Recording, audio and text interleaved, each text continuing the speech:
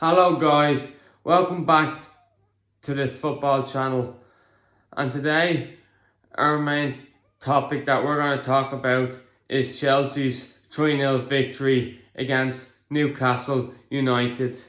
What a win it was for us, and that keeps our place on top of the league, and we're now top of the league by 3 points, but that by no means is a certainty that we will stay top. We must keep winning games in order to maintain our place at the top, but so far so good for Chelsea as they pull another win out of the bag, and I'm really happy with the results. So the first thing that I'm going to talk to you about today in relation to that game is the chance that Hakim Ziyech has. Hakim Ziyech has been hot and cold recently. Sometimes he can be really good, and other times he can be pretty bad or not have a good game. Today, he showed a good display in performance, even though he didn't actually score. He did score an offside goal, but it had been disallowed, and it was a good shot taken from him. At least by him scoring there, Chelsea had an idea of how they could put the ball in the back of the net. And then, I remember later in the first half then, or early in the second half, Hakim Ziyech took another shot and it hit off the post, and Chelsea came very close to opening the scoring there. And then at half time, the game ended up 0-0, which meant that it was a stalemate reached at the midpoint of the game. But then, when the second half came around, that's when Chelsea started showing their capabilities, and Reece James's first goal came from inside the box where he took a shot, and then as he bangs it, it hits the roof of the net, and then 1-0 Chelsea. Chelsea's hard work paid off at that sense as they had finally taken the lead, and Reece James gets on the short score sheet once again. Fair play to him. He's a great young player. And then a couple of minutes later, Reece James does it again where he takes a shot at the box and he bangs into the back of the net then, and it makes it 2-0 Chelsea. At that point, we had great control of the game. Doesn't mean that we had the game won, but we were certainly in charge of the game, and it looked like the 3 points were heading our way, and I was really happy with their performance. And then, Kai Havertz is involved in us getting our third goal to wrap the game up.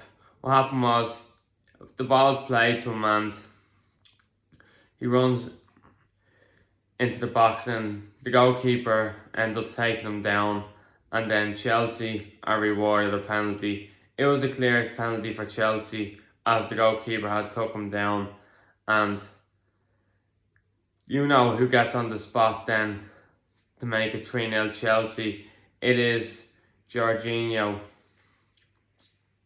When the penalty's taken, Jorginho kicks it, and then he kicks it right down the middle, and then it makes it 3-0 Chelsea, and it's a comfortable win for us. And at the start, we struggled to score, and then at the end, we just couldn't stop scoring. And it was good that we got those 3 goals, as it will help our goal difference as well.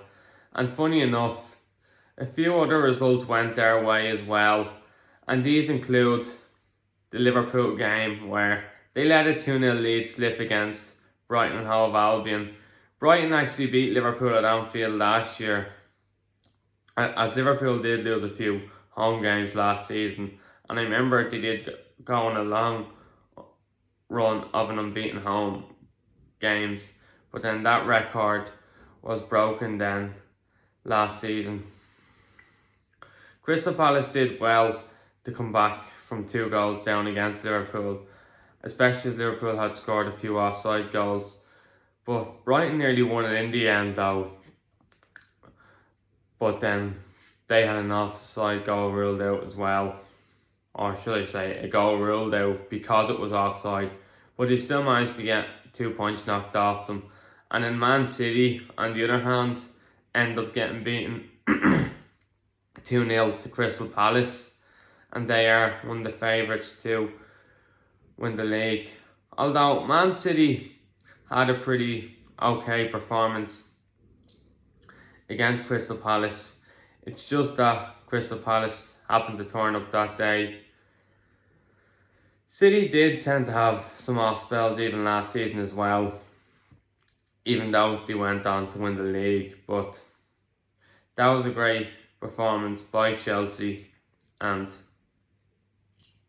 it's up to us to maintain our place in the league. We'll be playing Burnley next in the Premier League at 3 PM on Saturday.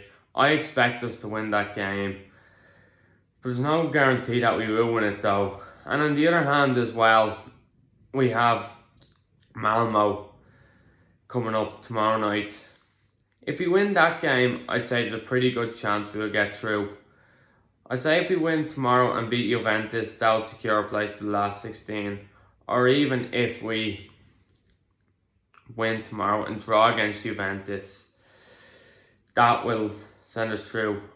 And we could also top the group, say, if we win our next 3 games and we beat Juventus by more than 1 goal, because even if Juventus win the remaining games, bar against Chelsea, we'll still finish above them, as we will have a better head-to-head against them. But that's another 3 points against Newcastle. Newcastle can be a dodgy team for us. However, we do tend to fare out pretty well against them at Stamford Bridge though. We do tend to beat them, say, 2-0, or sometimes it can be 3-0. And before I go today, the other thing I want to mention, if you don't already know this, is that the Tottenham manager, Nuno Di Santos, got the sacking earlier today after the 3-0 loss against Manchester United. It was a bit tough on Spurs that they managed to get beaten against Man United, and Man United really did bounce back against Spurs, especially after what happened to them last week against Liverpool. Wasn't happy with that result though when Liverpool beat them, because I wanted them to beat Liverpool or even a draw. But Man United did show a performance against Tottenham, and a lot of Tottenham fans were booing the Tottenham manager after that performance.